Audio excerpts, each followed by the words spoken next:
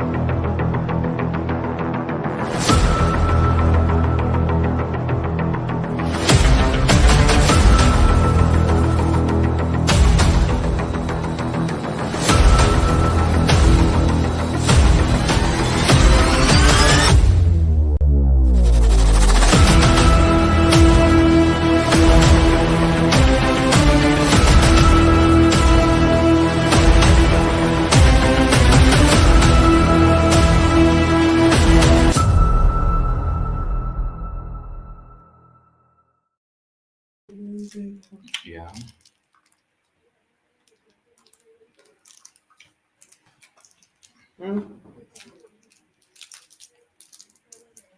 All right, you're welcome on Blackwood Fire Network, Africa Maria, with my colleague INNOSSETU. We are broadcasting live from Kampala, Uganda. It's of course 1 past 1 p.m. here. It's a Monday, apparently. Welcome back from your weekend, guys.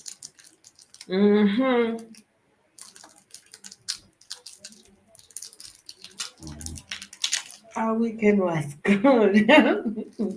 It was good, yeah. So but well, we were here on Saturday. I think it's only yesterday that we were not live.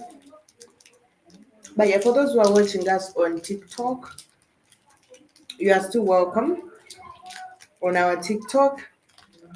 That could find it work too. For those who are just seeing us here for the first time, it's Africa Maria, my colleague INNOSSETU. Yes, and we are from Uganda. Which is now today's topic, of course, is just YouTube. Those who are watching us from Twitter, Black Fire Network 1, Black Fire Network 1, Black Fire Network on YouTube. Thank you guys. For those who are watching us from Facebook, thank you so much. That's Black Fire Network Radio. Always, it's a pleasure. Of course, joining you guys every day from Monday to Friday. Black Fire Network is here to deliver. We are broadcasting live from the heart of Uganda, and that's Kampala. And today's topic is just right. Of course, today we're going to talk about South Africa, and apparently, we are like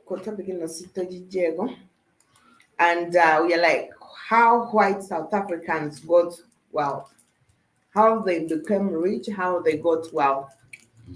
Apparently, maybe some people don't know that there is a big percentage of South African white. There is a big population of whites in South Africa who believe that they are Africans, but still don't behave like they are. It's funny to believe that you are something that you don't behave or something that you are not so like proud of, or something that you only embrace because the circumstances have made you to. Of course, throughout history, like we always do, when we are talking about a comparison of more especially the colored people and the others, we want to give you a brief hint or a brief, light. So we shall drive you back a little bit into South African history. How did the whites end up in South Africa? Why are these wealthy? Mm-hmm. So, before that, I'll let, of course, Innocent to say hi to you guys. Mm-hmm. First of all, greetings to all family, blessings, INNOSSETU and Maria Lando says that. Woo! Lando, you're welcome. How are you doing? We hope you're doing fine, though. You're good. Okay, I'm You're so cool. You're good. Mm-hmm.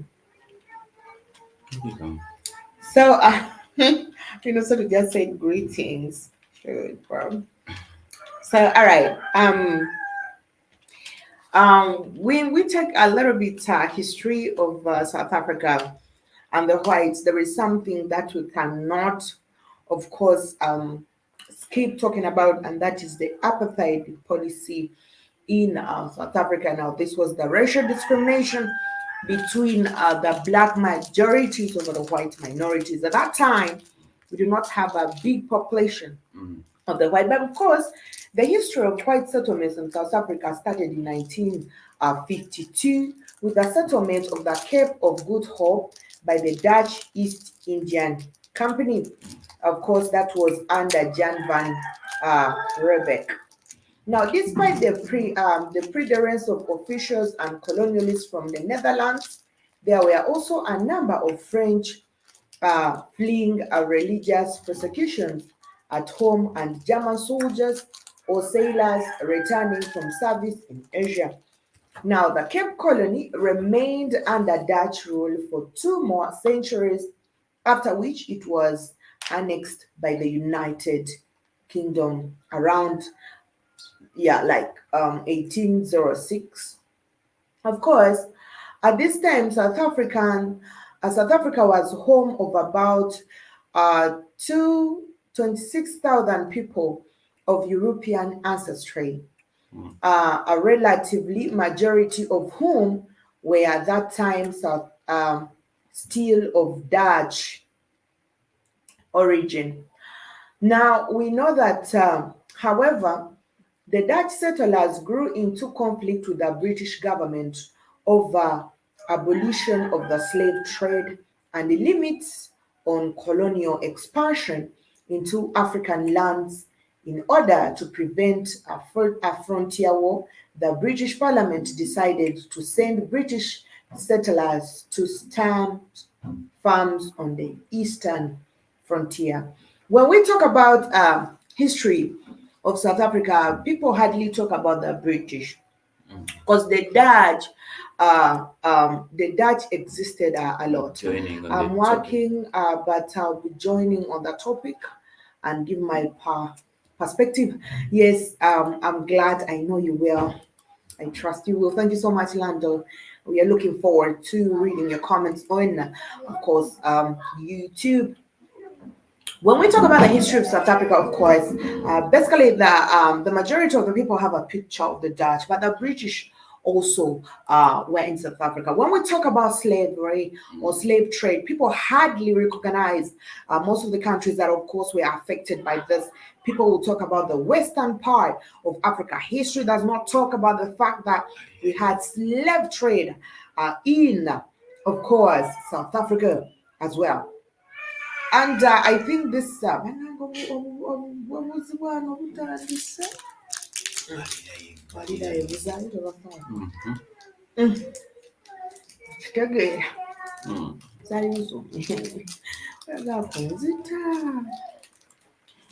So of course we know that during that time, the beginning of 1818, thousands of British settlers arrived in the growing Cape Colony, intending to join the local workforce or settler directly on the African land in order to, of course, practice pastoralism at that time.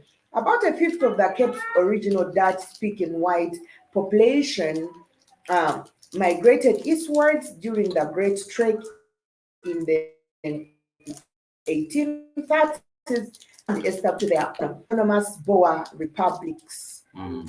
you know, inland, of course, in South Africa. Now, we had the population of white ancestry, mostly European origin, continued increasing in the Cape as a result of settlement, and by 1865, they had reached a very big population. So we see these people trying to join. And of course, we shall not forget the influx of the Jews and the immigrants from the Lebanon and Syria arriving in South Africa. We know that recent immigrants are from the Levant region of West Asia, were originally classified as Asian and thus non-white, but in order to have the right to purchase land, they successfully argued that they were white. The main reason being that they were from the lands where Christianity and Judaism originated from, and that the race laws did not target Jews, who were also Semitic people. Now, therefore, arguing that if the laws targeted other people from the Levant, it should also affect the Jews. Now, remember, in South Africa, we do not, apparently, everybody wanted to go down to South Africa. First of all, when we look at South Africa as a country, it has a little bit of a climatical difference when it comes to other African countries. So let me first read the comment from YouTube where Lando says that South Africa was exploited by the English and the Dutch because of land and gold was the main source for the invasion.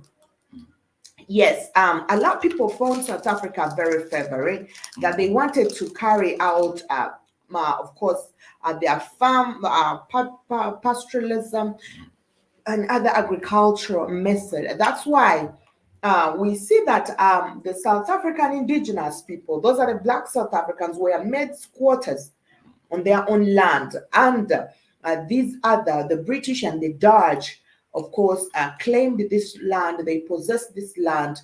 Though the history says that they bought, most of them took this land forcefully because throughout history, it wasn't easy for African people just to give them their land because of money, which they did not even have value to. At that time, money did not have value. People didn't know the value of money. All they knew were assets. Assets were very important. So the documents state that these people bought land, but we know very well that they bought no land in South Africa. So first of all, when we are looking, we forget the fact, like I was saying, that a lot of people came to South Africa. The Asians came down to South Africa at the time, and they were calling themselves white. They were not categorizing themselves as Asian because they wanted to receive the white privilege down in South Africa. And then we go ahead and see the Jews coming down to South Africa as well. So South Africa had approximately a big population of invaders, of people who came. But the first nationwide census in South Africa was held in 1991, and it indicated a white population, which yeah of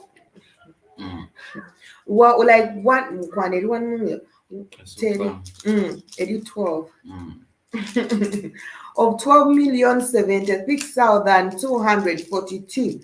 That was around 1938. So that's the one. So the country began receiving tens of thousands of European immigrants, namely from Germany, Italy, the Netherlands, Greece, and the territories of the Portuguese Empire during the mid to late 20th century. South Africa's white population increased to over a big percentage, and of course, they peaked. It was on the highest peak in 1990. The number of white South Africans resident in their home country began gradually declining between 1990 and the mid 2000s as a result of increased immigration. Apparently, these people continued to migrate. The migration of white settlers in South Africa did not only stop.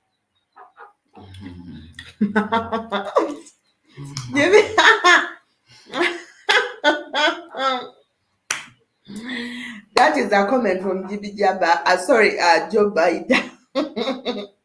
Joby.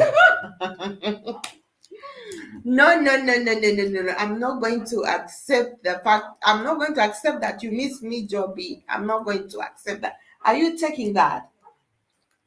Yeah, she missed her. Do you believe that Joby missed you? I mean, do you believe? Joby, I think no, because when did she last even talk to us? You promised that you're going to send us some pictures, and what did you send? Oh, no, no, no, no, no, no. I don't believe you missed me. Because you did not keep your promise. You said you're going to send us pictures when you are there in Mombasa. We've been waiting, looking on phone all the time. You did not send nothing. I just been in Mekata. I refuse to take that. Let the world see me. I refuse. Oh. No, I don't. Has it been a week? Yeah. A week, girl. A week. You better have a good excuse for that. But of now, I say no. I don't believe you missed me. Anyway, but for where we missed you, Sissy, to make we miss, we have missed you for us, and you know. So for our missing is not, you cannot doubt the fact that we missed you. But for you, you better have a good explanation. Anyway, so you can see that during 1990s to mid 2000s, that's apparently from like 2000 to like 2005, 7 around, people were still migrating into South Africa. And by the way, I think this is even not only the whites, but even other people. South Africa became like a free land where everyone could migrate freely. People traced their ancestral homes, they found their families, and they migrated with them back to South Africa, where we started seeing the population of the whites growing, tremendously expanding throughout. But before even that, now let's first talk about the apartheid era and I think this is South Africa. This is the era where actually our topic goes back, and we divert into our topic, the apartheid era. This is where whites like got most privileges than ever in any history of the world, in South Africa and African history.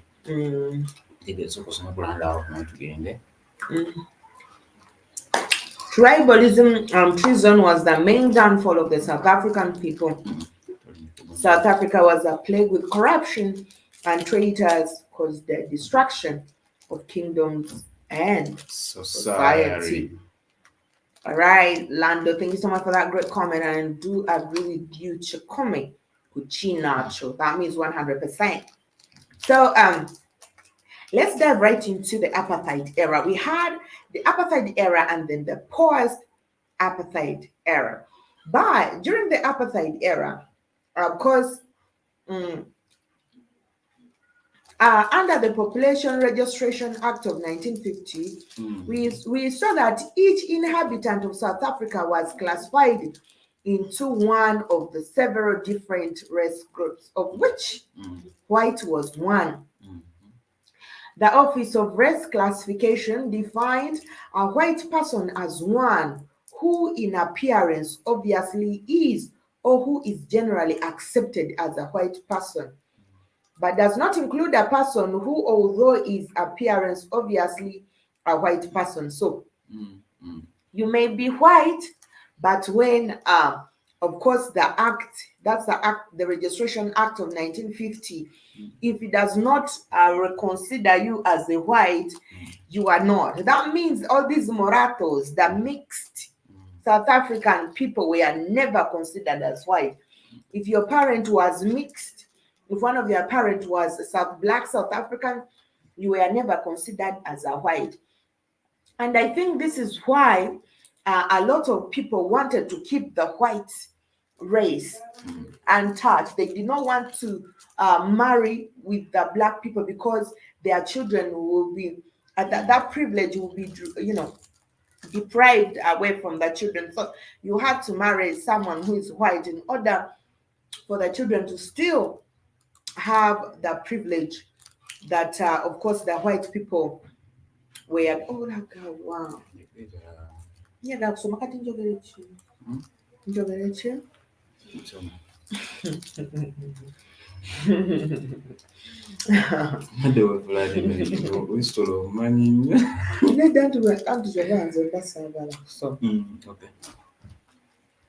So, but anyway, we know that practical deal. Kanjogere byemanyi ojja kujja osome. Bimbuzabuza. Kisobola bibankinga abo. Ogambe tumatuuzeeyo bba. Tumala tugenda kumala twogere. Twogere tutembe tuzeemu. So, like, naawe oyogerera lwaki weekwasa? Ogenda kumbuzabuza ndaba eyo. Don't do that. So, like I was saying, we had what they used to say. There is a treatment that, of course, happened in South Africa, which is apartheid in brief. That we had the black majorities apparently were segregated from the white majority. Throughout history, South African apartheid policy is one of a record-breaking policy that gave a lot of privileges to the whites. You see, when Americans say there is white privilege, the situation in South Africa was terrible. It still breaks the record of white suppression over black people throughout time, throughout the history, and we still see this existing till now. There are still those racist white people in South Africa who still think that the black South Africans should still be oppressed just the way they did.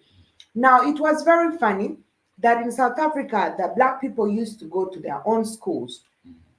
People in schools did not mix. When you're black, you're black. You don't go to a school where white people go to the point that even the roads were divided. Can you imagine? They said this road is for the black people. Black people should use this road, and this road is for the white people. You are not allowed to go there. And the churches, with their religion, despite of even religion, they still did the same. Black people were not given privileges. They were not allowed to go to school. They were not allowed to, attend social gatherings, to the point that at a certain time, it was even the white people who were voting in the South Africa. The black people were made squatters on their own land. These people, of course, chose the most fertile lands in South Africa where they settled and, of course, practiced agriculture. They were farming and cultivating, not for South Africa's consumption, but they were exporting these things back into their ancestral homes. Yeah. Which is very funny. And by the way, until today, South Africa still experiences that period of, let me say, famine. Maybe famine is a big word.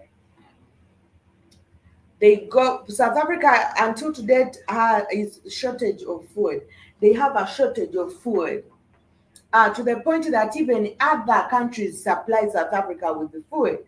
For example, Ukraine supplies South Africa with wheat. Russia supplies South Africa with the food. South Africa, one of the countries in Africa which has fertile lands, How is it possible that South Africa cannot produce food for South Africa's consumption? How is that possible? Because the majority of the land in South Africa, the majority of the fertile land is owned by the Bazungu. And these Bazungus don't farm, don't practice agriculture for consumption. They do this for export reasons, and that's why we even see that South Africa supported GMO for a very long time. Most of them plant, fruits and some other things just for business purposes. South Africa's population and how South Africans eat is none of their business.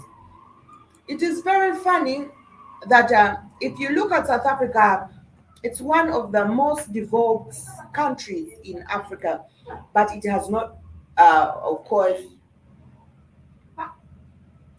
it has not favored the Africans. Africans have not, of course, benefited from South Africa's development. So when we talk about South Africa being one of the developed countries in Africa, the question lies, is South Africa's development important to the Black South Africans in South Africa? How have the South Africans benefited from the so-called development in South Africa, and why is it so important that South Africa is designed in a way that fits the white people? A lot of people, I don't know what, but of course we know that the standards of the judgmental standards of different things is usually categorized or focusing on the lifestyles of the Bazungu. If you travel down to Africa and you find a country in Africa which does not embrace a lot of Bazungu culture, trust me, that one is not developed. Imagine if you had a city in Africa where all houses were well thatched and probably they are living in a very civilized African system way. I believe the whole world will say it is not developed. You can only be developed if the services the white people deliver are reached to the heart of your country. Africa can only be categorized as a developed country or nation if at all we adapt the developmental measures of the Bazungu. Now that is South Africa. South Africa as a country, it was designed in a way to embrace the Bazungu and to favor every requirement and need of the Mzungu, not the need of the South African. That's why we've got a lot of South Africans living down in the ghettos. We have got a lot of South Africans who are drug addicts, street people, and so on and so forth, because apparently the entire South African system was never designed to favor the Black people. So as we celebrate the development of South Africa, the beauty of the cities in South Africa, there are even still beautiful beaches where Black people were not allowed to stay. Innocent, to lead a more crowd. You talked about today's topic, of course, is how white South Africans got rich in South Africa. Um, working hard, um, working hard, or becoming rich, it has nothing to do with race or color. We know that there are even some blacks in South Africa that are rich. We know there are whites in European countries, sorry, which are poor. Even in South Africa, that's some street whites. Yeah, even in South But they Africa. are beggars. Yeah, we have whites who stay in slums, whites who are In camps, in camps. beggars of the Yeah. streets. Yeah. But when we look at the general statistics of people that are most privileged, even up to now, even after the end of apartheid policy that ended, we see that the whites, they are the people that are leading in business. They are the people that have very many capitals, that have capital in South Africa. They own places. They own the biggest part of land in South Africa, even up to now, and banks. We know very well that in South Africa, um, this gap, did not end. Before, because I know all this came out after of course apartheid. But we know that um,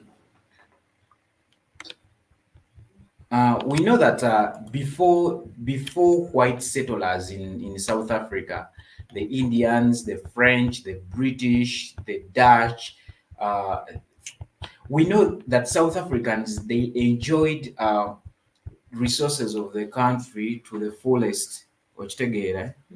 They enjoyed the entire country's resources to the fullest before the coming of these people, because we have fertile lands in South Africa where people can do cultivation. But these farms, even up to now, this land is owned by the Bazungu. They are the people that are getting profits out of this land. We know that even up to now, there are even places that are only for the Bazungus, that are only for the whites in South Africa. So South Africans during apartheid policy, the act we talked about that separated the Africans, that one had to register, just like recently in Uganda, by registering about Nangamunda. I was by the way, I was like, why do we do this? Maybe in the together, maybe I didn't understand how things were running by then. Yeah, but kati weggwako tobeera muna Uganda. Nze kikwawula ku Musudaani. No, but listen. Kikwata poliisi waliwo akali. So we see that that these people they made an advantage of Africans. They made advantage over Africans. That even the land people could have done some cultivation. It is owned by these people. They are getting profits. They are getting profits out of the. They are getting profits out of this. I'm saying that things that people could have done in South Africa, the natives, the local people, things that could have done, they were done by these whites in South Africa. That's why over time these people have accumulated wealth. You see that all beautiful places people had worked for before the coming of the Bazungus, like 200 years ago. Even up to now, even after removing the apartheid, abolishing the apartheid in South Africa, that had created a lot of confusion in South Africa. We see that still people, still even up to now, black people going in poor, actually still live in slums, just like it was during apartheid. We see that black people enjoy resources which are bad, services which are bad schools, bad hospitals. Everything is bad for blacks. And blacks have been made so like desperate in South Africa. You tell what you can work, you can wake up one day and create a business that you're going to make profits. So these people have made an advantage over the blacks over time. That's why they are getting a lot of wealth. That's why we see the whites in all the coloreds, they call them coloreds in South Africa. They are the people that have riches. I mean, hunting nami nti olumba bayita ba whites oba bakaladi. Bali bakaladi wa mixed race.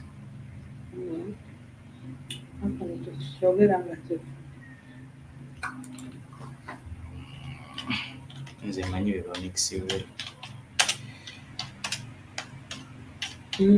Kama ogambe kaladi omunene kuba bali wangi kikakakukawuka.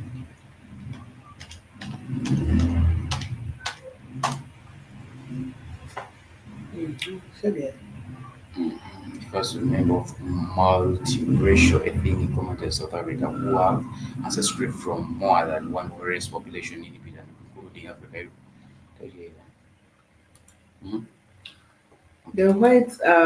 The whites are rich because they control the land. Yeah. Lando says that the whites are rich because they control the land and all resources. White settlers developed in South Africa because of the Balfour Declaration, the English created. Yes, Lando. And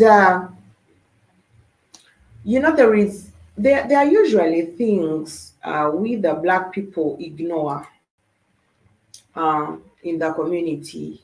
But um, I will always say that we should always be conscious about the systems that are introduced to us. If you look at South Africa, a lot of Mukwano gwe yagiggyeyo nga akakiga 19 n'agiggyeyo yatidde yatidde yatidde a lot Mm, a lot of mm, a lot of South Africans yeah. um, are so much into drug use. You Yeah, understand? the blacks. The black ones. Mm. Yeah, we've got the white ones who are also caught up in the structure. But if you there are other things that we as black people usually embrace, but we have seen how drugs have been used to sabotage the Africans throughout Africa's history. In the US, they get drugs, they throw the drugs in the black population, and that's why actually a lot of people have been so much into drug dealings in the US. This system was also introduced in South Africa, that apparently the biggest population of South Africans are drug consumers. They love alcohol a lot. They spend a lot of the time not focusing on developmental things, but focusing on alcohol because it is important. First of all, the alcohol business owners are the bazungus. They create pubs that, of course, we have issues. Africans for a very long time have been wanting to be accepted by that other race, to the point that we have made mistakes, to the point that it comes straight from above to the lowest part, that if someone feels like a white person is giving them advance, they feel like it's a privilege. Who am I? So apparently, is a Mzungu crushing on me? Stuff like that, because we have that kind of mentality. So the only privilege that people were given was them consuming the alcohol that these people sell. Rather than that, black people were not privileged. So imagine a community which has been segregated for a very long time to only be showed love when you enter a bar that is owned by Mzungu. So people are like, okay, so when you go to that bar, can they allow you to enter that bar, because it's simply the bar is owned by Mzungu, and you see how a lot of black South Africans will swarm in there because they believe at least they have been given a small token of love, not knowing this is a token of destruction and a mission to keep them away from focusing on the major important things. South Africa is one of the African countries that actually consumes a lot of drugs and alcohol. There's high criminal rates in South Africa. There are high rape cases in South Africa. Apparently, even there were a big population of HIV/AIDS existence in South Africa. Throughout history, these people have had too much interest in South Africa, but not to develop South Africa, to destroy South Africa, distract it so that they can have all that they achieve. Like I said, South Africa is one of the countries in Africa that has a slightly different climatical condition that is not as other African countries. So these people found this so very favorable, very favoring, and most of them settled in places in South Africa where there is not too much sunlight. They found the weather in those places where they settled was favoring them. You know how this what the sun does to a lot of bazungus. You understand? So most of them chose South Africa because of its climatical, of course, its climatical condition, and how it was slightly favoring their skin type and stuff like that. So for a very long time, black people neglect the fact that there is no Muzungu for Africa's growth. There is no Muzungu for you here for your purpose. Most of these people are here for their own selfish interest, for their own selfish gain. South Africa is the typical example because South Africa has the has a biggest population of poor Africans. Yes, we've seen a lot of people um, because when you categorize Africa itself, land is very important. What how rich or wealth are you if at all you are renting an apartment that belongs to a Muzungu in your own land, and actually you don't have an apartment, not even a toilet, not even a toilet that is on your name, not even a toilet that is standing on your land. How wealth are you if you are sleeping in an apartment that belongs to the Muzungu? And actually, probably the wealth you have in that beautiful apartment is your car. And even when you are going to buy the fuel or to put at the gas station, the gas station is also owned by the Muzungu, the same people that you are paying rent to in your own country. Yet at the end of the day, you are the people who are paying the highest tax to use the services that are in your own country. That at the end of the day, okay, Lando says that, let me read the comment from Lando. Lando says that the drug was introduced to South Africa mainland for the self-destruction of the people without the necessity of scrolling under the comment. The South Africa, okay. Necessity of the war against the South Africans. So tewali atulaba ku TikTok lwaki abeera ayagala tubeere ku TikTok? Yogerako maatogisoma Togenda gyogerako. ezo gye mbadde njogerako gye bannakikomentinga. Jeba.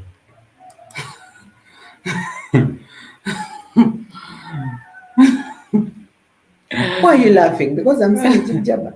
It was Lando. Don't laugh at me. It's just a slip of tongue. Okay. So we know that in the past decade, extensive economic development has taken place in South Africa, and the visitor to the country quickly becomes aware of the influence of the whites who enjoy the highest material standards of living in the world. So, but the political significance of the economic expansion is less obvious um, and the subject of growing debate. We know that it is a view of many observers that the economic development is undermining the government's racial policies of apartheid and the system of white supremacy. All that it is likely to do with not only the distant future, for which we know that for a while. Eh? Simu. Era ogenda kugula biswiti.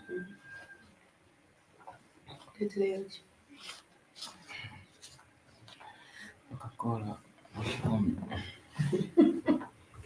Canada. Neki? Huh? Neki?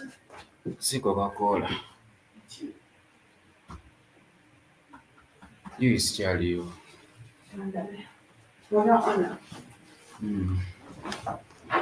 We know that okay. We know that we know very well that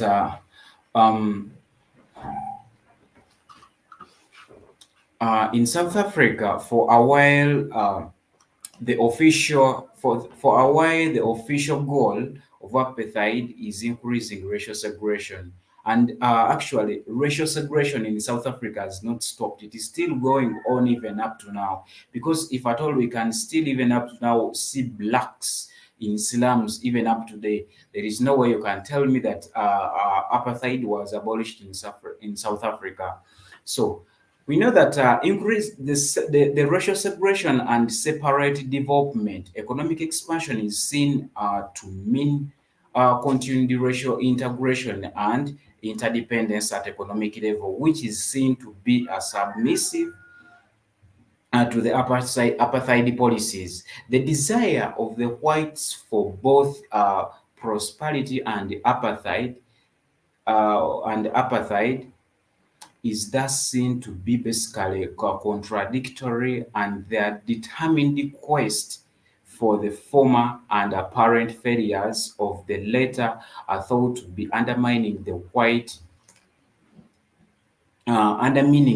supremacy. It would actually appear, however, that is prevailing the basis that has serious limitation. The purpose of the study is to assess the relations between the economic development and apartheid labor policies and white supremacy in South Africa today, and to develop a critique of this. We know that it is not the detailed examination of any particular aspect of subject, or rather attempts at the board of integrated overview, which might suggest directions of further in peace in South Africa. We know that the role of the white monopoly capital in post-apartheid South Africa has been in the news lately. In South African context, it can be understood as whites' population extensive control over the country's economy. We know that the response. Huh?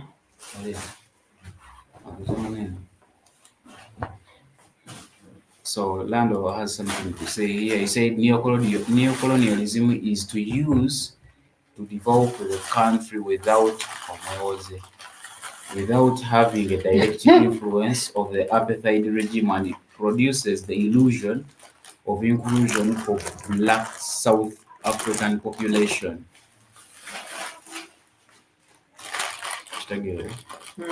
Neocolonialism is to use to develop the country without having direct influence of apartheid regime.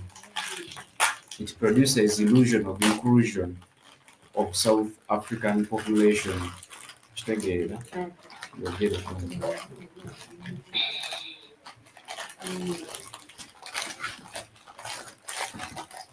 Kyogereko.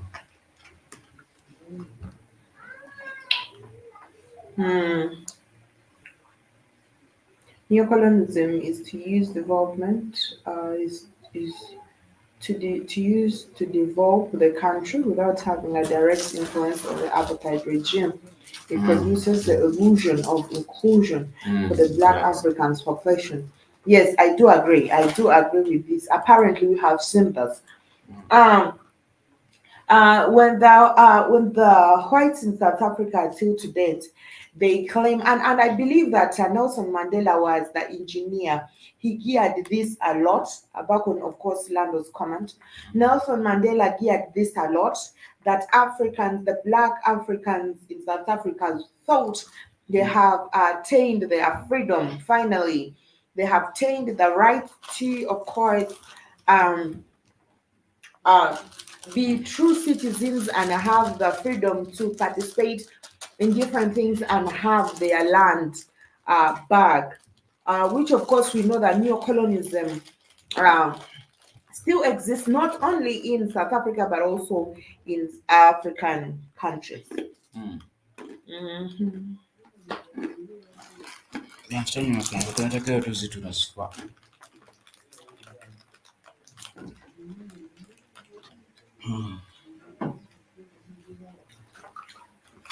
So, so the debate today reflects a recanding view against the Rainbow Nations dream sold when the country gained political freedom 22 years ago. The idea is that white monopoly capital is a source of problem of multiple failures of African political economy among the blacks.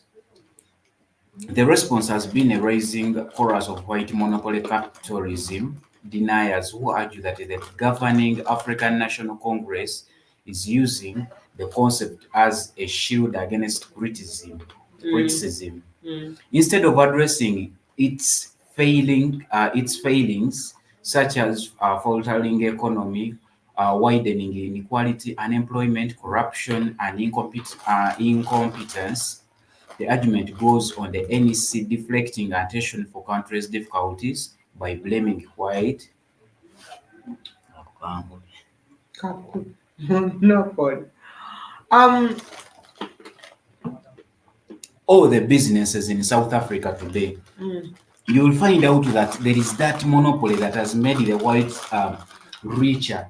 When you go to pharmacies, they are for the whites. When you go to the schools, good schools, they are for whites. When you go to almost everything, construction companies, these are for the whites.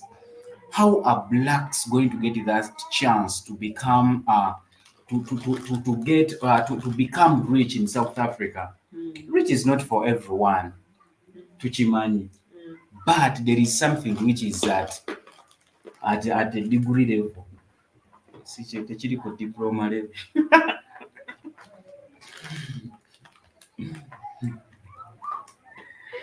Okay, we have to be rich, no God. Mm. No. Do you know that? In South Africa, even up to now, they still call out mining because the resources are still there, Mm. though. But still, those people that do in mines, they're the whites. It is one thing not everyone to be destined to be rich, and another thing Mm. you're not giving someone that privilege to decide. Mm-hmm. It is one thing for you to think you have to control the people's economy and how they are running it, and it's another for the people to decide where they should purchase or what they should do. Mm. I think throughout history, white people think South Africans are incapable Mm. of having their country in their hands. They feel like it's incapable. They have made South Africa their home, that they are so greedy. They are so greedy that they cannot give South Africans, of course, the power to hold South Africa and take it to the next level. They have been struggling a lot. Mm. Though we've seen that a lot of the majority of the white people in South Africa complaining that they have been mistreated Mm. by the black people. Black people in South Africa don't recognize them stuff. But we have even seen the best example is the South African, teams. You if you follow the South African Olympic team, Mm. you will see apparently a lot of bazungus in those teams, whichever. Apart from the music where we've seen South African women and men coming out and being them, doing the music. When it comes to Olympic, if you look at the South African Olympic, you'll only find when they're only bazungus. Why? This is not that South Africans are weak or they cannot do that. I know they can do that even better. But they have not been given that privilege. The corruption against black people, where even you will find a Mzungu is stopping a black person, like, why are you driving like that? In it, we have seen scenarios all over social media, and at times I'm like, what is really going on? So people cannot take a sip of water in their own land. Then, if you cannot have peace, or if you cannot have your land, then who else's land are you going to have? At some time, yeah, I'm sorry, it sounds like an attack on the South African black people, but at times I see them all over social media. They're in there's a big population of Pan African black South African black people in Pan African groups. At times you will see them trying to fight over shit, and at times, Africans love to argue. We have a lot of time loving to argue. Why is it like this? Your country is not evolved. And at times I'm like, why are they even talking about something that does not even benefit? I rather sleep in my own house. Mm. Mm. The apartheid government is a copy of Jewish Jewish system of Israel, and most Europe, mainly Eastern Europe, practiced the system through the world. Mm-hmm. Mm-hmm. Ndio batosobola kwogera. Yeah. Hmm? What do you say? We know that we know we know that during colonialism and structured apartheid from the late 1940s, blacks South Africans were largely denied economic opportunities. More than a quarter of a century of democratic rule has seen the growth of South black middle class and black business and political elite. Yet, of course, Yeah, that's a um, long one. most South Africans still suffer from a woeful education system that leaves them ill prepared for jobs. While townships built for blacks during apartheid leave them far away from the workplaces. Tukitegeera, Mm. if someone was not prepared for a job, let it be any job in this modern era, you have nothing to do in this world. Because you see those settlements that were created for blacks, they are far away from urban centers, from working centers in South Africa. That's why even up to now blacks tend to be poor and these whites bagaga. Mm-hmm. Tegeera, Mm-hmm. kitegeera. It's together. What's change? That's true.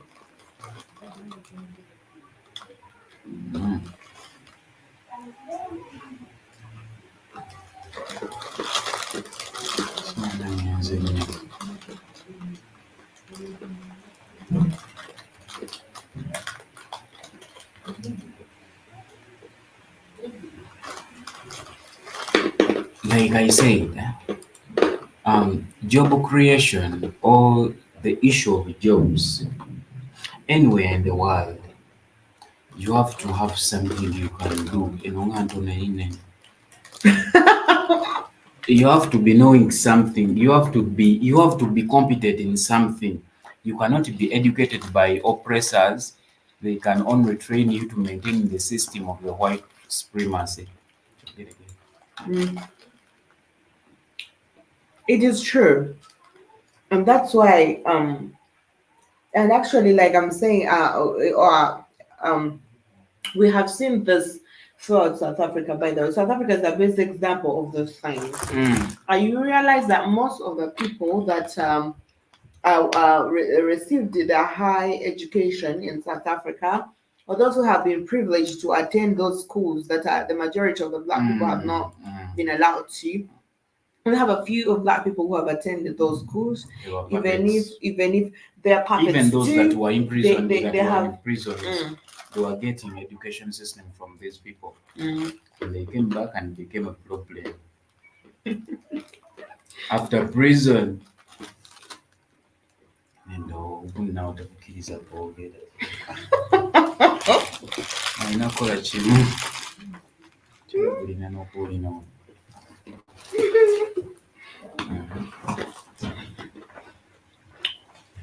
It is funny, yeah.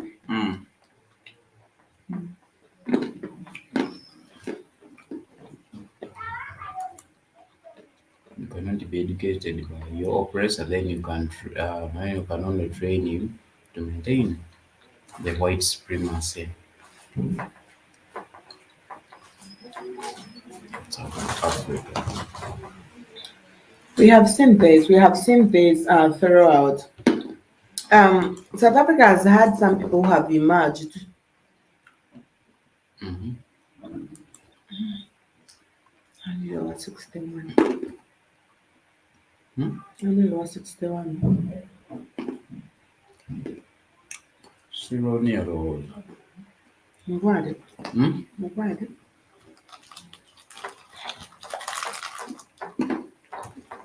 We have seen people who have attended school in South Africa. They are the ones who have been used against South Africans. Well, first of all, they are made to believe that they have been privileged. They have been given Mhm. they Mm. have been privileged, Mm. and these people always do things with intentions. And that's why throughout South Africa's development, they were always picking up few of the Black South Africans who have attained their education system and using them as an example to show others if you do this, things are going to change. We have seen South Africans surrendering their guns, putting down their struggle, because there are few South Africans who have been used, of course, to spread the propaganda that if you stop the fight, we can live together happily. And but when South Africans did this, I've not seen a happy South African country. South Africa are deprived of their rights. We have got a lot of people going down to South Africa, of course, to the point that these people um, have, of course, turned to hate their fellow Black people who are in South Africa. You recall recently when they were killing other Africans in South Africa at that time, and they were saying they have xenophobia, Shani. They can.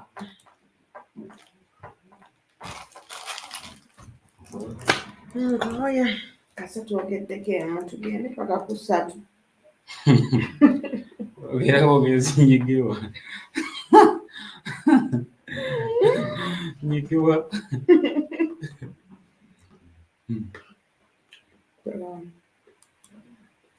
Balina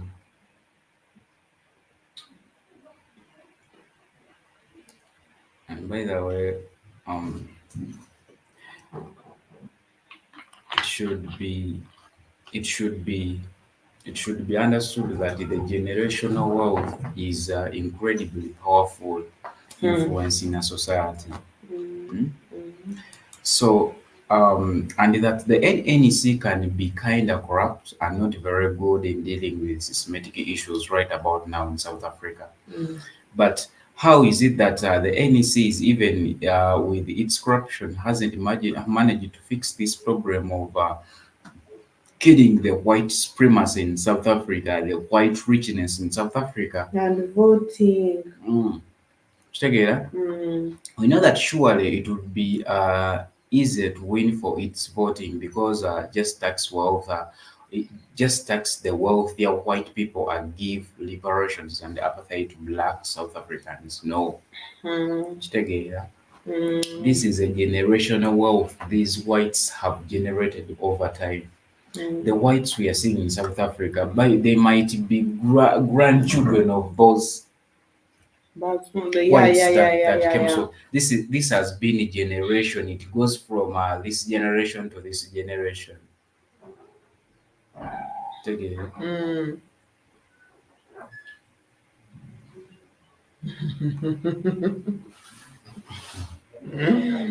And we still have some South Africans who believe that they should not compare Mm-mm. the black Mm. and white in South Africa. Mm.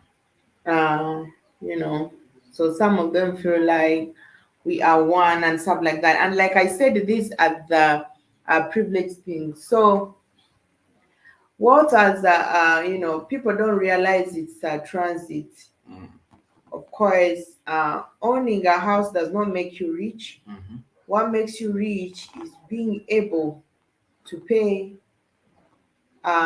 different things, being able to maintain staff. So apparently, South Africans have not been given this privilege.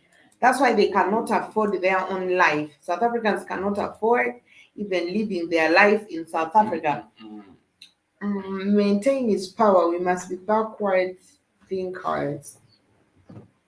All right. Africans throughout the continent are trained by religious system to hate themselves and become Europeans in our thinking. Mm. So therefore, our thinking is backward in order for white supremacy to Maintain its power, we must be backward thinkers. yeah. Hmm. I agree with Lando. Now, like I was saying, if you look at South Africa, today we are talking about South Africa, but this is affecting the entire Africa. If you look at South Africa's structure of everything, the economy, the infrastructure, the roads, the beaches and stuff, before when you start praising, she just understand what are things like that. You understand? South Africa actually was purposely designed to suit the white people. If they had any way, they would have scrapped out all the black people and taken them somewhere else and owned that place. Everything, me, at times, I think maybe I see things differently. Maybe I see things different. But whether we like it or not, we have been so judgmental. And at the end of it all, we are talking about we want to let go this other kind of system. But you are judging every activity that is going on in Africa in respondence to the white, or the Bazungu structure. First of all, when we look at how do you identify this place that it has developed? People will give you categories. How do you categorize good infrastructure? You ought to compare the infrastructure system with probably the infrastructures in the US, the infrastructures in the UK. You have to compare this with Paris. You have to compare this with how Italy. So apparently, our minds have been so enslaved that we do not compare goodness to our original selves. You understand? So at the end of the day, again, South Africans keep on asking, why is it that we cannot afford this? For us, we are living in this kind of suburbs and stuff like that. Because the comparison in South Africa is wide. Uganda, you will find that a house where a Mzungu is renting in Uganda, a Ugandan can afford. Obviously, Our family rich is different than utakimanyi nti buli olinnya oba onnyenyevu. Tambuza akamaaso tusome rich than what? Koma. Egyeri wansi prosperity. Ayina empaka leero oba muno mulimu akayaga. Nedda. Ontabuseeko mwana. So, rich is, of course, different from prosperity. I do agree with Jib Zaba. I do agree with you on that. Now, I was giving you an example of Uganda as a country. We have places. Let's look at houses. Probably Uganda doesn't have the best infrastructure or stuff. But I've seen there are places where you find a Mzungu renting for their comfortability. I mean, they choose, of course, places that they are comfortable with. It's the same place that I can even decide to rent, and I'm comfortable with that. We have not had a lot of Bazungus influencing the development of some African countries. Now, in South Africa's development has been so very much influenced by the whites in South Africa. And I saw me at times when like the world decides like South Africa is one of the most developed country in Africa. It's one of the best. For who? Other things are structured. Are they conducive for our black use? Are they conducive for the Africa's consumption? Is that the best components? Is the infrastructure, is whatever it is that you praise a lot favoring the black people? Because it is so useless for me to praise that South Africa has developed when actually black people are not benefiting from this.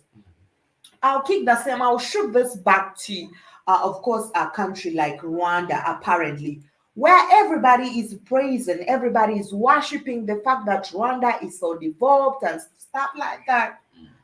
What use is Rwanda's development if at all the indigenous person in Rwanda is not benefiting from it? What use is you constructing those beautiful roads when actually me who pay the tax for that road to exist it, I'm not benefiting from that road? we have, before Africans even start comparing their situations or wishing for a situation, we should think of how whatever we wish for is beneficial. You understand? We should think of how this is beneficial. But I think we have neglected the most important things that identify us as Black people, and we are embracing the system, the structure that is not designed to favor us. Now, imagine um, we have got when you go to South Africa, most of the Black people who get jobs in South Africa are actually most of the middle earners in South Africa. Not the biggest population though, but most of them have work in safaris because South Africa has some of the biggest safaris in Africa.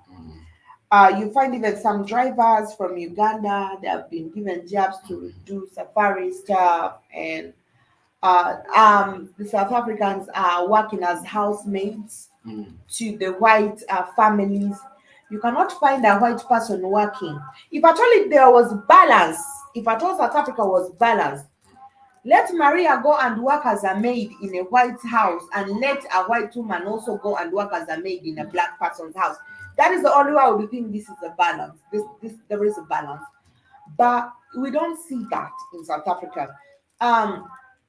There are still those, and then when it came to homosexuality, I think South Africans are the most wildest. I don't know. This is me seeing South Africa. They have neglected culture. They were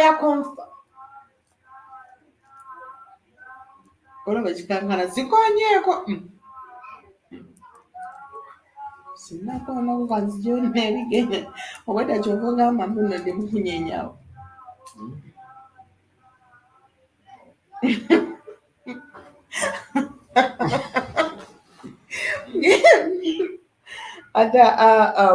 At all the infrastructures of the white supremacy,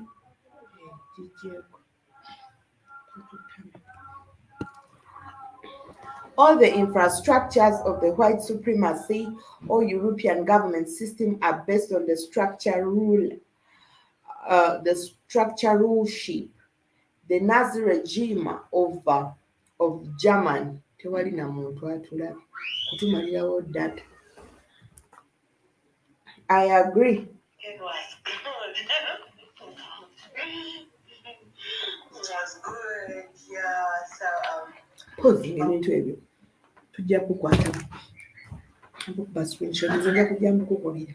So exactly like Lando is saying, that the infrastructures of the white supremacy or European government system are based on the structural rule system of the Nazi regime of Germany.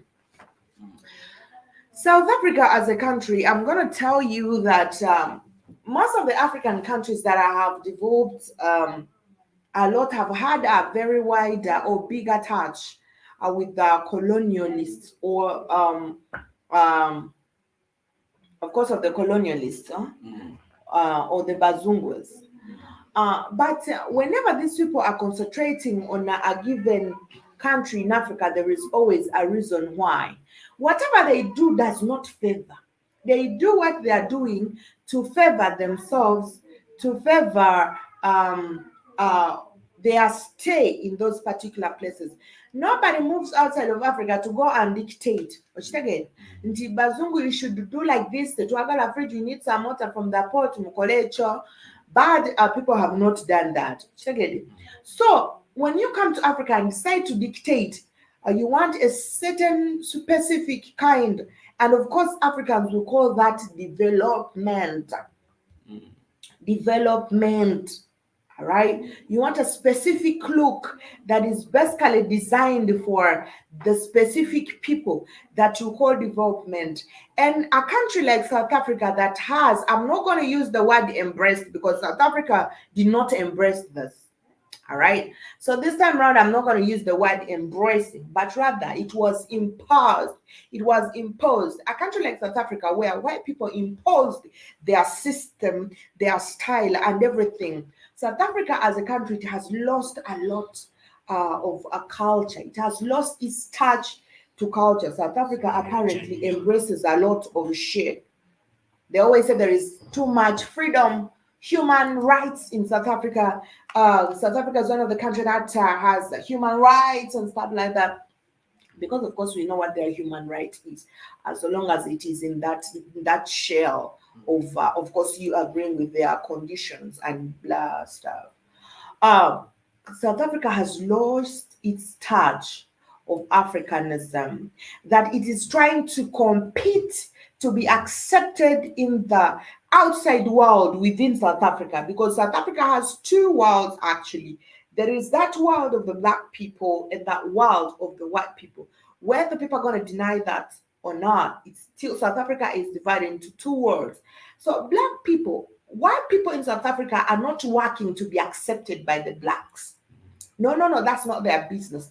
They are not trying to change their whiteness. They're not trying to change what identifies them as black people.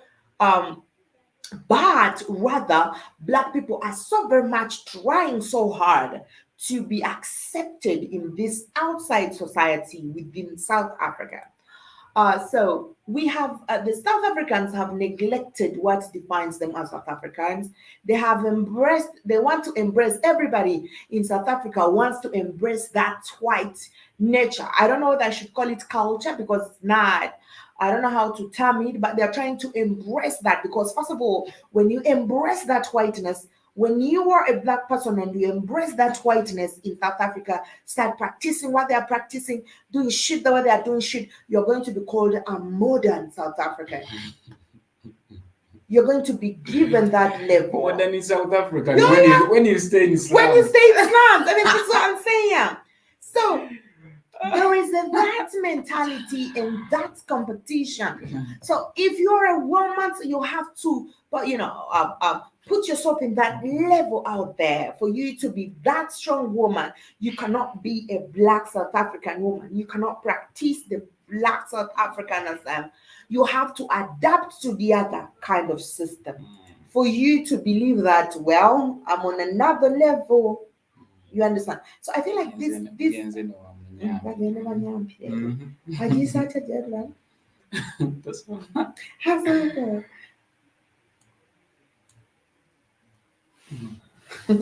Yesu na agenda na jari na Kati yogera ako. Yogera ako wanti mbatami nzogeza nga bigenda.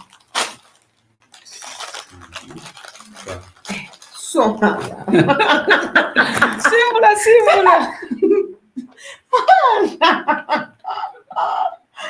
So South Africans are struggling not to retain what is rightfully theirs, not to retain what identifies them as South Africans, not to embrace their South African culture, not to have the Ubuntu, but rather they are struggling to be accepted in that outside world within the walls of South Africa, which I feel like is very sad and absurd. We have seen the biggest population of South Africans being intoxicated.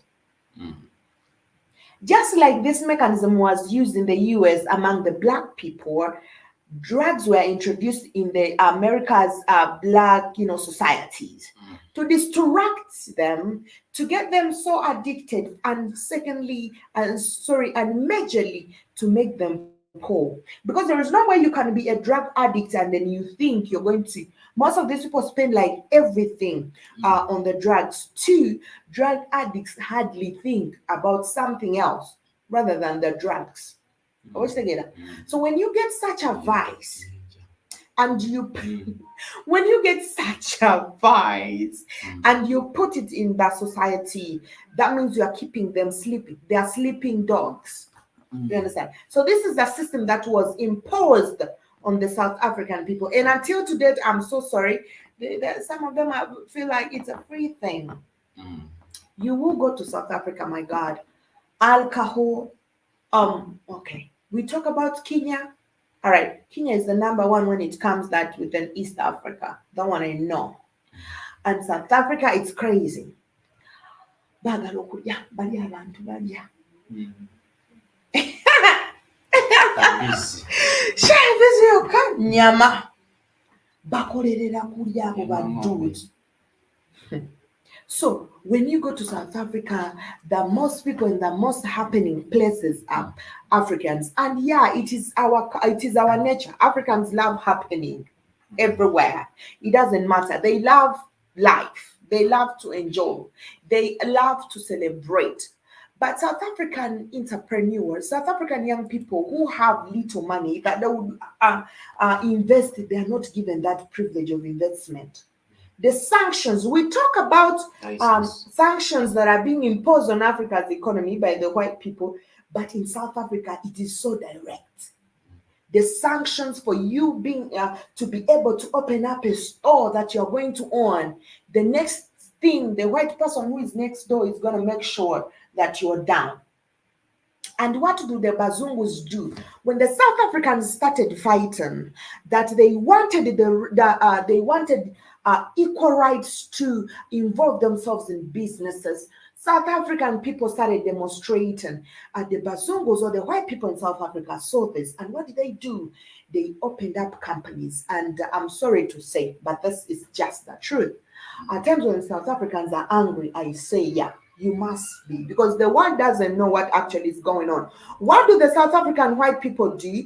They go ahead and open up companies. When they open up these companies, they recruit black people. They recruit people from Uganda. They recruit people from Nigeria. They recruit people from other countries. You come to South Africa and start owning businesses.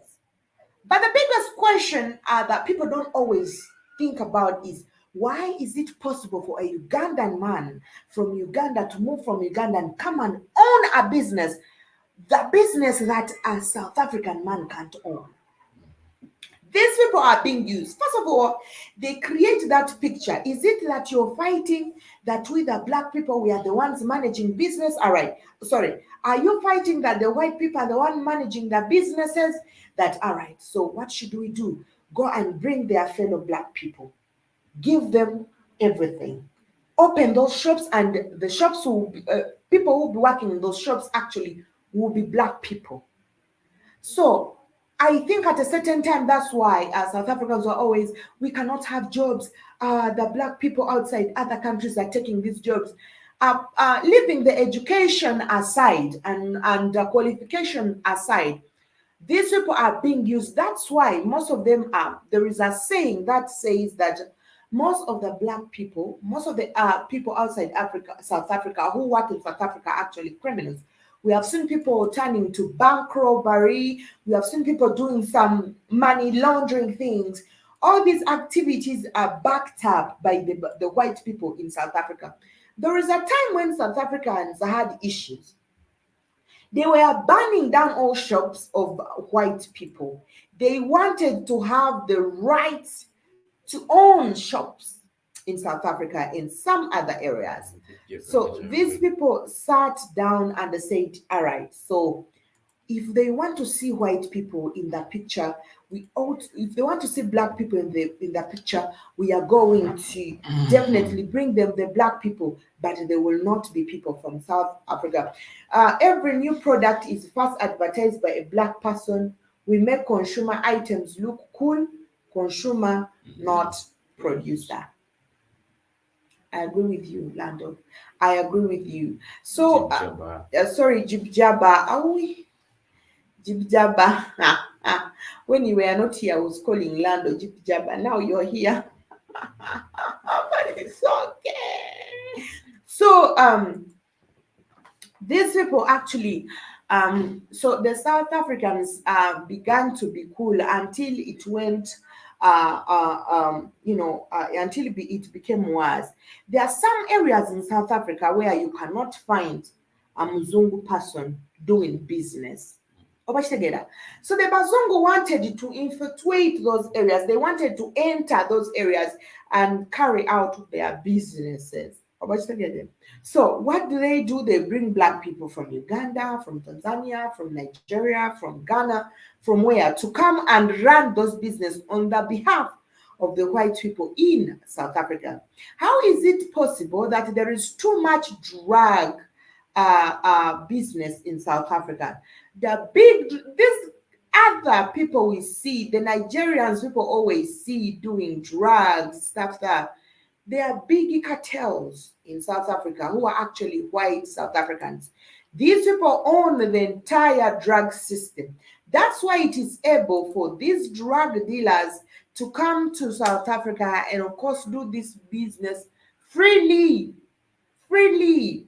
They are just working, they are acting on the behalf of these other people who actually own the entire South African system. In the US, they call it tethers, or to deride immigrants that talk popo on the native blacks. Divisionary tactics.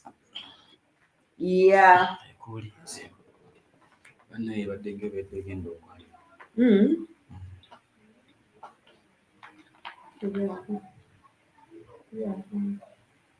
So in South Africa, a lot about how white Africans are still in the are still they are still leading even up to now in economic issues. Yeah?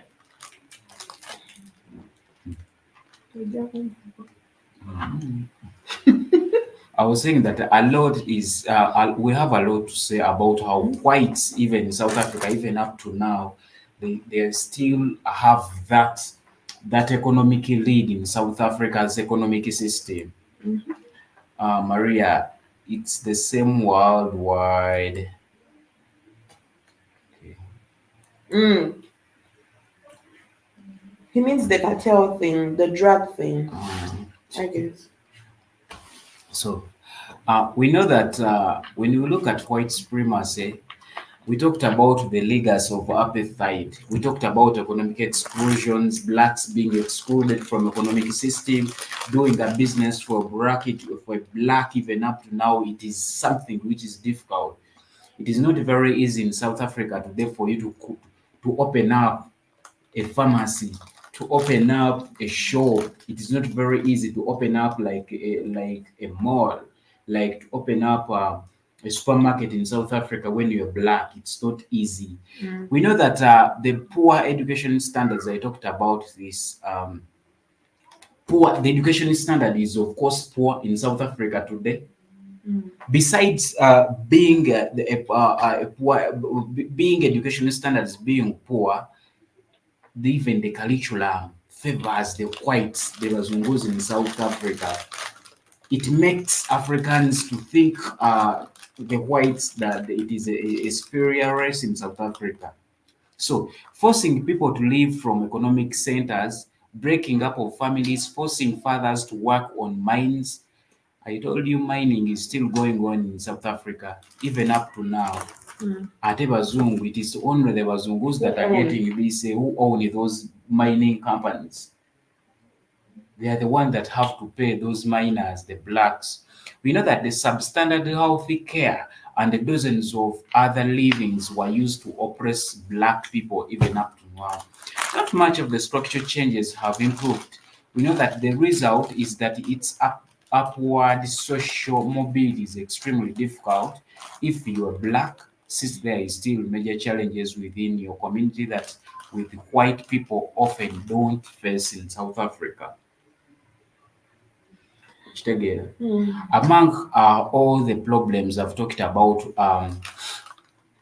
the poor education system, exclusions from economic exclusions in South Africa. It's not that all whites. Yes, we believe there are whites in South Africa that are suffering, that live in slums or what, but not all of them. There are minorities that live in slums, and these were whites that were not skilled. during apartheid. Their ancestors were not skilled in South N'abamu Africa. bw'abagoba olutalo lwakodduka. Mhm. Most of those people started fighting to Mm. obtain their land. Together. Mm. Because they had made the black South Africans total squatters. Mm. Ababamu, they lost access to the land. Will Malema succeed Ramaphosa? Malema is Oyo. a carpet after all. Naye ng'agalako Simbawo. Mm. Alako Simbawo. Teri agenda mu akalulu oyo motherfucker.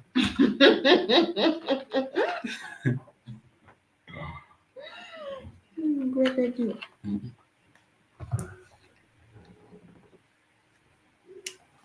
Ye awagira ki oyo Malema? N'obwo anti mbalaba n'obugundi obwa red, bubereti obwa red. But I don't think he can. I don't think he can. I don't think he can succeed Ramaphosa. Wait, Ramaphosa ebisanja ebyo awugwayo. I don't think he can. There are a lot of ambitious South Africans like not even Malema. This guy is Malema is a comedian. yeah, he's too talkative, but when it comes to implementing, I normally watch him. I normally watch the speeches. The speeches in different African countries. This guy can move around Africa And the funniest preaching. thing, why I don't love listening to Malema is, I told you last time. Don't laugh. But yeah, I personally Jib Jabba, I don't like listening to Malema because he just reads scripts. So yeah, I don't like script readers when it comes to sensitive issues. Why should he be reading shit like that? He doesn't feel what he's talking. He doesn't have what is. It's like somebody else is writing for dude. He will be reading everything from one to the last letter. And no, when it comes to such kind of issues, script readers, no. guy is always. I don't think he can succeed the old man. The way you laugh, I guess not.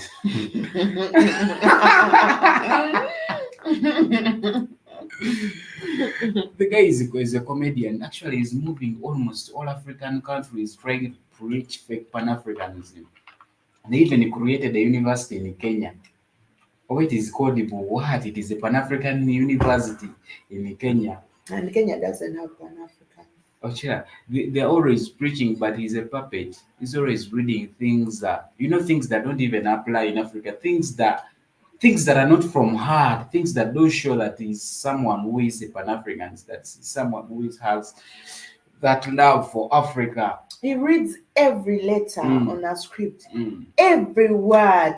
Even an encouraging word, even a closing word, even apparently how do you even read like? How can you talk about such kind of sensitive things and then you are reading even the word like she cried, tears, Africa, love? How can you really read the word Africa, love each other from a script, a written paper, and then you want to tell me to feel it? I cannot. And actually, these are the people that have made Pan-Africanism to be a movement for intellectuals. Very many people look at Pan-Africans. Wow, we can go in such movements. We can. That they have made Pan-Africans for Africans to believe, other Africans to believe that Pan-Africanism, you have to first join their group to be Pan-Africanist. You don't need to be a Pan-Africanist by yourself. You have to first join those people. There is something they are creating. There is a way they are creating a group. There is a group there. They are like 4 to 5 people. They are creating a group. A fake. I know it is fake. You remember when I was over, was it on Thursday? We were looking for an internship space. I like your style. The notes are in your it's tremendously bad delivery. Thank you. You see, recently I was looking for internship space, so we were like, how about we go to like some organization, because we weren't looking for internship places in media, houses. Um, I was looking for something different. And so we went to these Pan African groups and Africa Union groups. Of course, they were giving out internship. But if you look at the criteria, this is why it is very hard in Africa. It's shit. It's Mhm. whatever ebintu emitendera gye baagala. Nze ndaba the most important thing for someone to join such organization okubeera ng'olina idea. Idea is very important. You don't look for doctors. You're looking for politicians. If you have ever been a politician and you're doing shit like this, for what purpose? Are they not looking for the same puppets that they are pretending they are fighting? I could see maybe some bullet points on a card.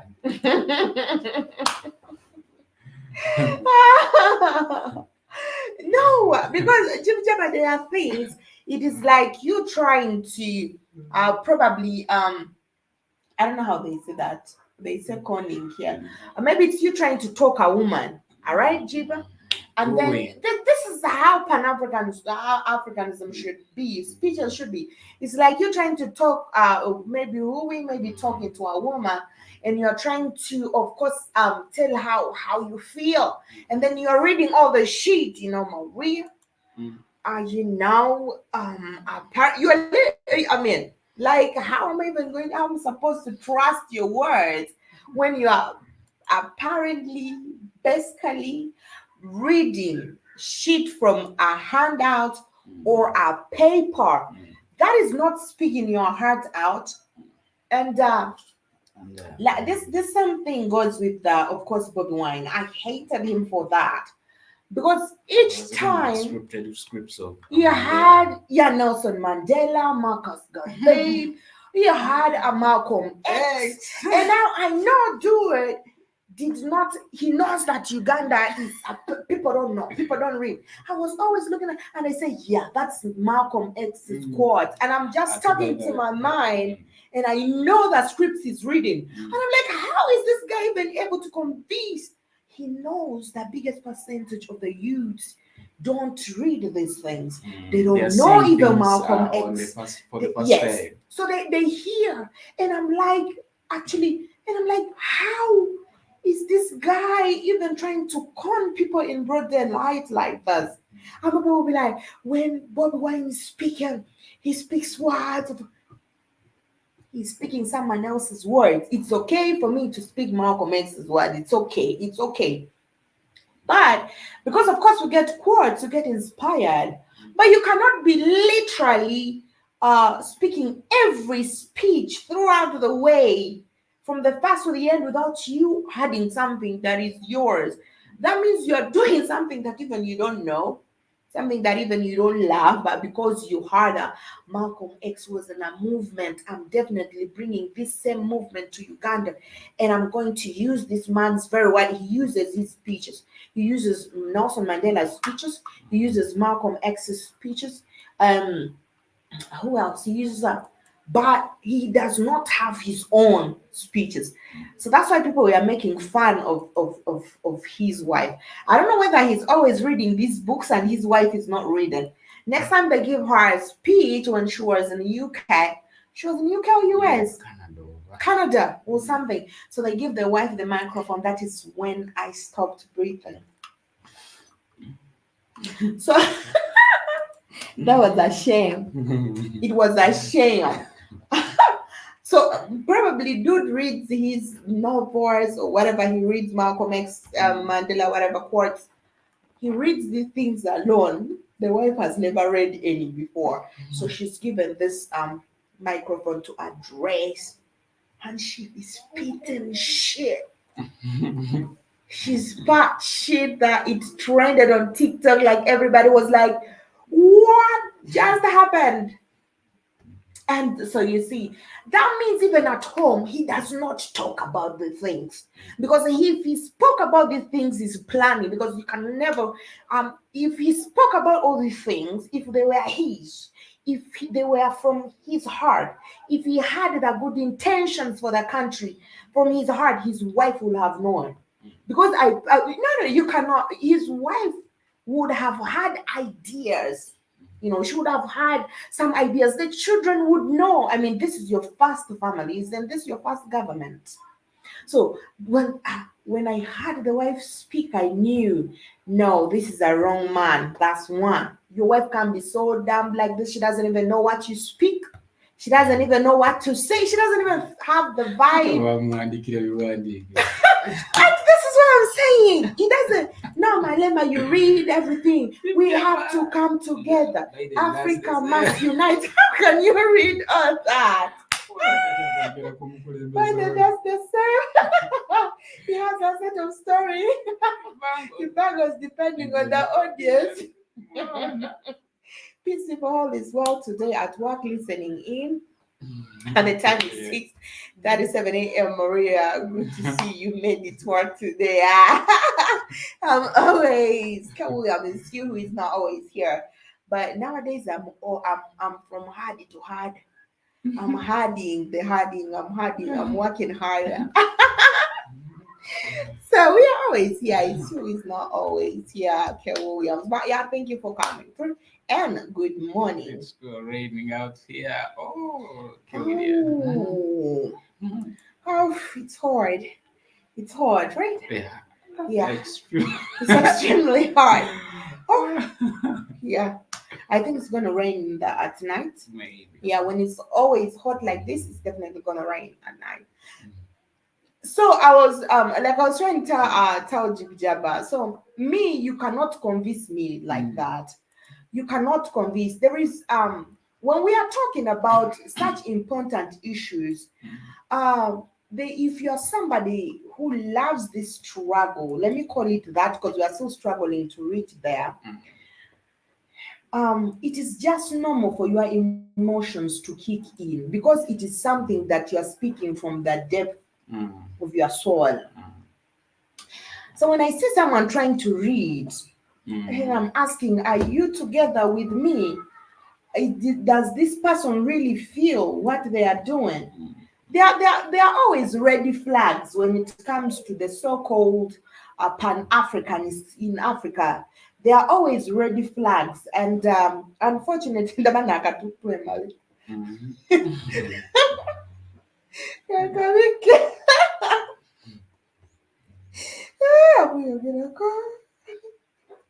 So, and I think this is the script reading for African presidents, or what seem to be African liberated, those who want to liberate African countries, the so-called revolutionists.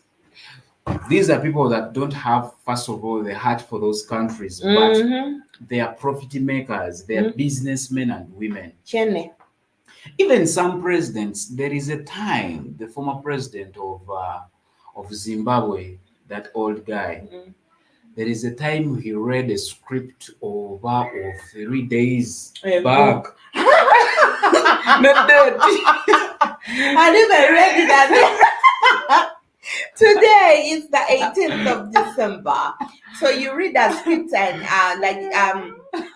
you're going to read that script like on the 25th, and you read and say 18th of December. Even read the people that were in the conference that were said to be in that conference, but weren't welcoming the guest. It's like someone welcomes you.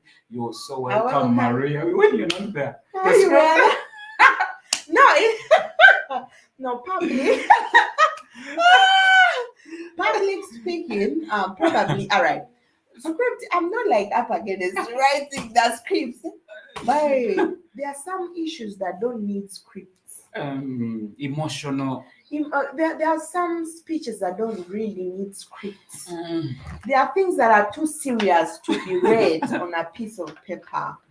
There are things that need you as an individual to immerse yourself and let your spirit out, and you cannot do that when you're reading a paper on a paper. You understand? But and this is why we've had this. Can you imagine that guy had been in power for how long? for very many And years. he's still reading a script like for all those years. How many? Not even think hard. Diamala mukulembeze.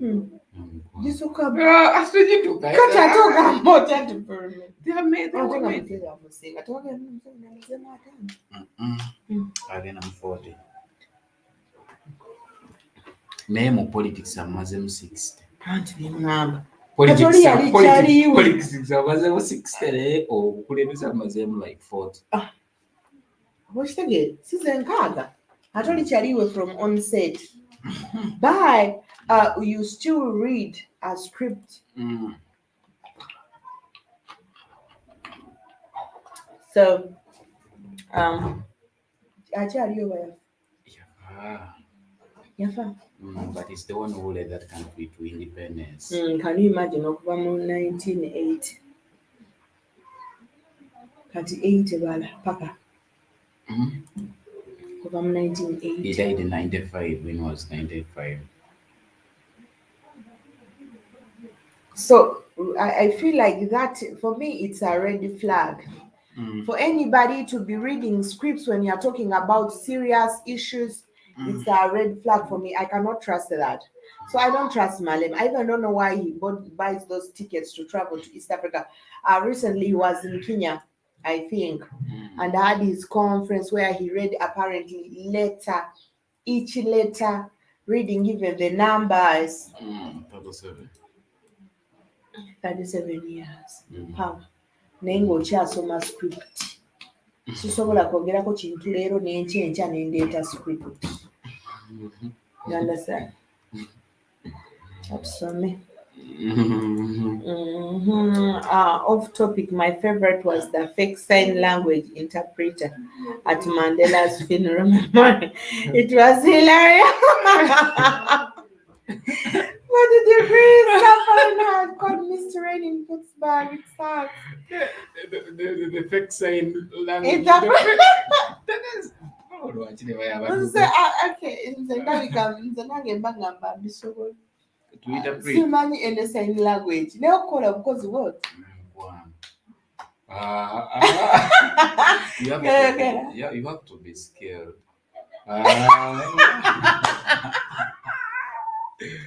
You have to be skilled. You have to be skilled in this. You have to learn this. And you must be educated by them. You must be educated. Me, I know.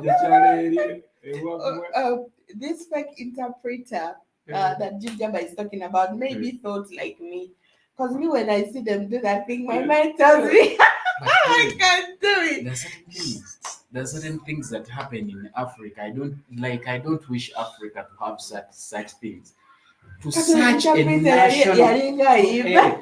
a national funeral for a president, a former president, and you get a fake interpreter.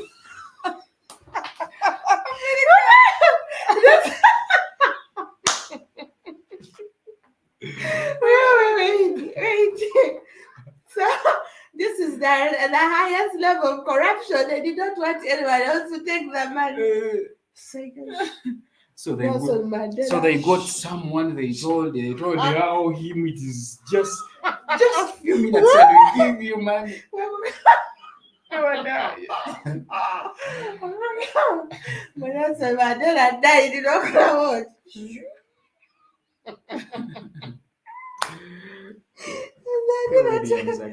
I can only imagine, Maria. It is good. You did not go on that trip. It did not go good.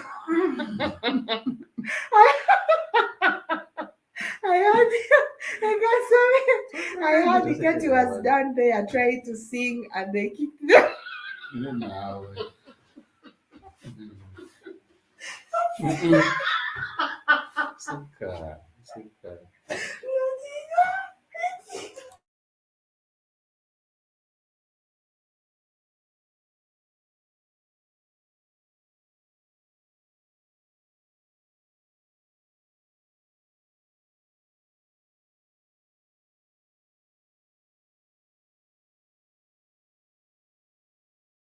Just crazy.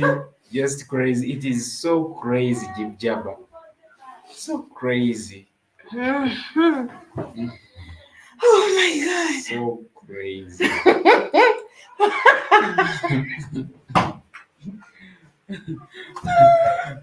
God.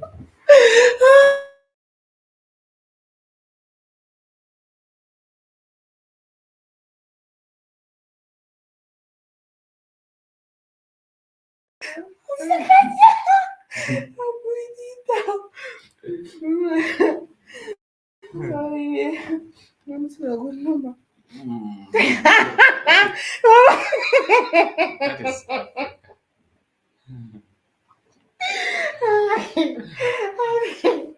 So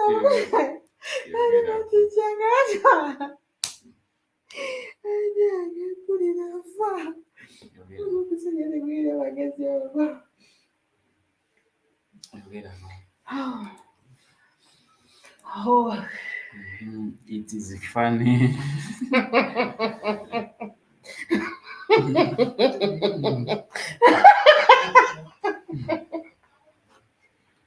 Get out. I can answer a comment. I can answer a comment.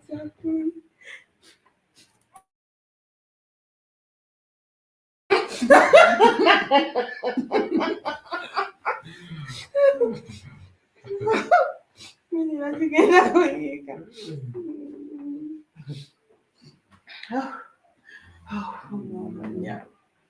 Mama masaga kusema bwana hiyo. It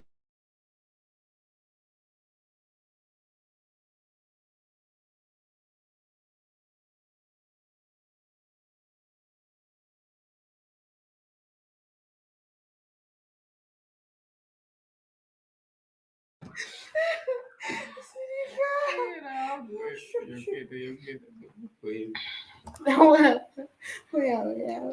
is so funny. And by the way, that is African. That is Africa. Hashinkone mama.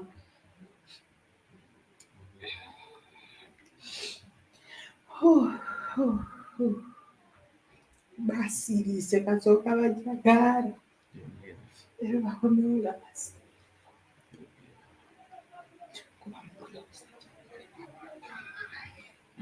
ivovulevuzajengekara vauno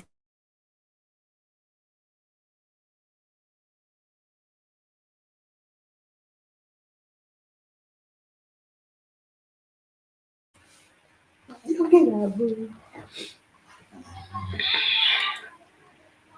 tivadelizanje um okay. Oh, apparently I think Africans we the issue why people come into leadership in Africa is not to bring change. Mm. Is not to bring change, but rather people join it for business, uh, and also on a behalf of the colonizers. But people, what do you know? People usually don't come into power to bring change. That's why it has been hard for Africans to transform from neocolonialism to the Africa that we want. Because most of the people decide to come in power for different reasons. That's why we have young, so-called young Pan-Africanists who claim that they are coming to change Africa, reading scripts of their feelings. They cannot openly talk to the population.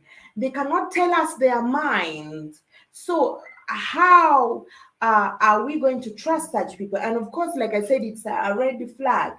So you cannot tell me you feel something and you need to read someone else's script or someone else should write for you that script. We've had usually a lot of Africa's political parties being backed up by other big people in the business. We have, for example, we know very well that Bobi Wine is backed up by the US. The US, Malema Russia. and Malema was US at first. Now he's just crossing to To Russia, Russia. but we know he's backed up. Mm. So these people are always just images at the front. Mm. That's why even they don't know what to say. They even don't know what they are going to do. They don't know the crowd they are talking to. They don't know how to do things. Is tourism a large percentage of South Africa's GDP? So people will, of course, not perform to the maximum because they don't want to come into leadership willingly. It is somebody else's, aim. And usually these are people who want to control the country's economy. We have seen different rich people in the country who support actually political parties because they know the moment I send Maria forward to become the president of Uganda, I'm going to benefit.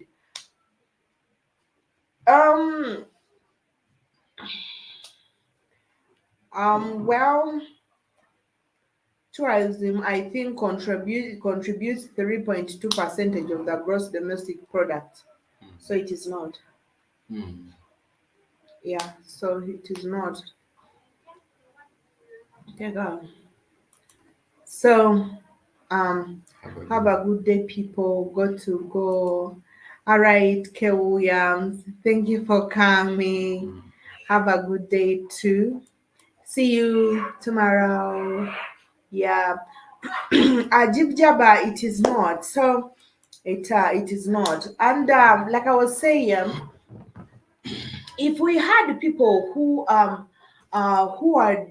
really have Africa's interest at heart, we would not be experiencing all this commotion, confusion, unsatisfaction, corruption, disappointment from our leaders, because we should, because first of all, these people would feel the Africa at heart and do what is rightfully needed. But most of the Africans' political leaders are either backed up by the Western or backed up by individuals, the rich individuals in specific countries, who of course want to benefit from the leadership.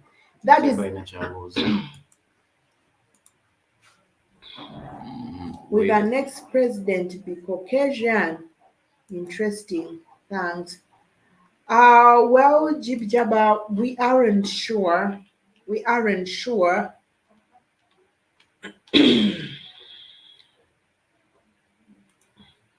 Mzungu. We aren't sure yet. But let's see and see where this is going to, of course, lead South Africa to. But I don't think a Caucasian can take over because the majority of the people in South Africa, unless there is vote rigging, but the majority of the people who have time to register for elections are actually Black South Africans. Most white South Africans don't even register for voting. They feel like this does not really concern them. So it is hard for us to see a Caucasian taking over. But well, with everything that is going on, you can never be so certain about shit. But we hope that we don't see that happen in South Africa. You're better.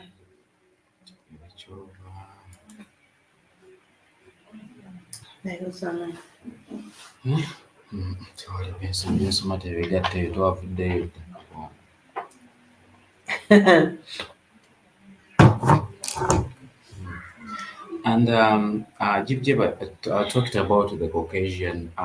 Most of these Caucasians in South Africa, they fund the governments that are in power. They don't come directly. But why don't you ask yourself a question? Why do these governments that are led by purely black people support the whites support the whites and agree to all that bullshit that is going on in South Africa. So apparently, whites don't, Caucasians don't need to be in president power. in power. They always have their puppets. Like I said, in Africa, politics is for the rich. Politics is governed by the rich. If America is not involved, then there is a rich group of people that is going to support that politics because of their own, interest or benefit. Um, we lack that person. We lack those people that are willing to give up everything for the security, for the peace and the freedom of the black people. We lack those individuals in Africa, and if at all we have them, even they are not outspoken people and the world doesn't know about them. They're not never given that attention, but we know they are there, but they're not given that attention. So the whites in South Africa don't need to bring a Caucasian to represent them. They are already represented by the black leaders because those guys still run South Africa's government. So, yeah, Jaba, they don't need to bring that picture. They already have their puppets.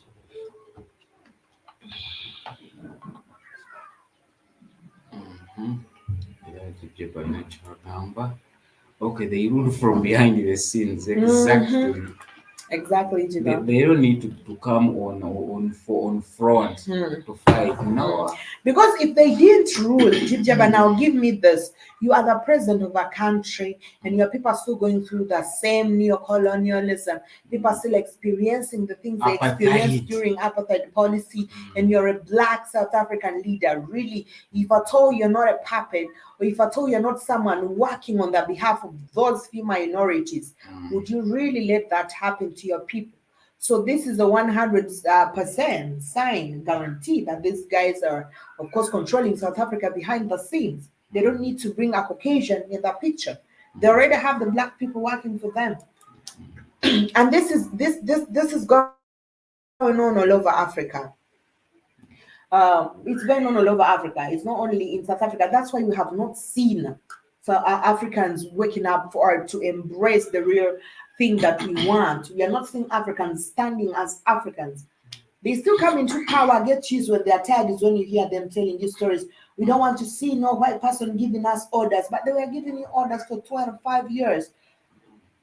All right. Now that you know they are trying to backstab you, now you're also trying to shame them with something that you have been embracing for some good years now. And but if at all we had some movements that have not been, of course, invaded or created by the so-called, puppets or traders, probably we would see a change. But nobody to trust. This politics is something you can't trust. People reading scripts. They want to be leaders. I don't know. Koleko zibe ssatu. Tewali akubye comment noni ako kyoyogerako. So, and for me, I know how for South African politics and South Africa, it is somehow different. Very many African countries because if at all South Africa can possess a percentage of whites, a good percentage of whites. Yeah, I know there are very many African countries having whites, having whites, but for South Africa's case, it is a bit different. But the policies do not change even in these other countries. Kitegeera? The whites want to stay in, they bring in money. They want to stay in different areas compared to other people. Look at the Asians. Look at the Indians that are in Uganda right about now. These Indians stay alone wherever they stay. And they have their own house styles. They construct their house from in, bro.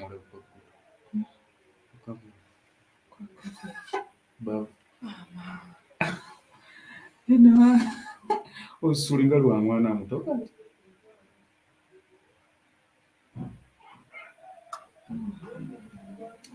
So So they stay in different places. When you look at the Asians, I've been talking about the Indians in Uganda. When you look at the Chinese, when you look, yeah, when you look at the Chinese in Uganda, even other whites, they want to stay separately from, and they stay in good places. Pull up. Wait, when we were going to your village, did you saw where those Chinese were? Apparently, Chinese don't like. They were constructing apartments. Yeah. We traveled to INNOSSETU's village last week. That when we, by the way, I saw that place that INNOSSETU usually talks about. I now understand why you always get pissed when we are talking about the Chinese. I got pissed and I'm still pissed, but I'm not going to talk about it because. So what the fuck? But all right. Did you realize? I know you always realize. I mean, this is your village, so you see. The Chinese actually had built apartments in a place like a bush. They do not in a swamp area. In a swamp. They don't have neighbors. Maybe they want to eat the frogs over there. Maybe whatever. All right, 7 a.m. I will see you two later on. This is a good discussion. Don't miss it. We shall not, we promise. No miss eating, right? Yeah, no miss eating Jib Jabba. Thank you. And have a blessed day. See you later. Thank you. Thank you. But apparently those apartments the Chinese built in a swamp. They were living in Uganda like they are living in China.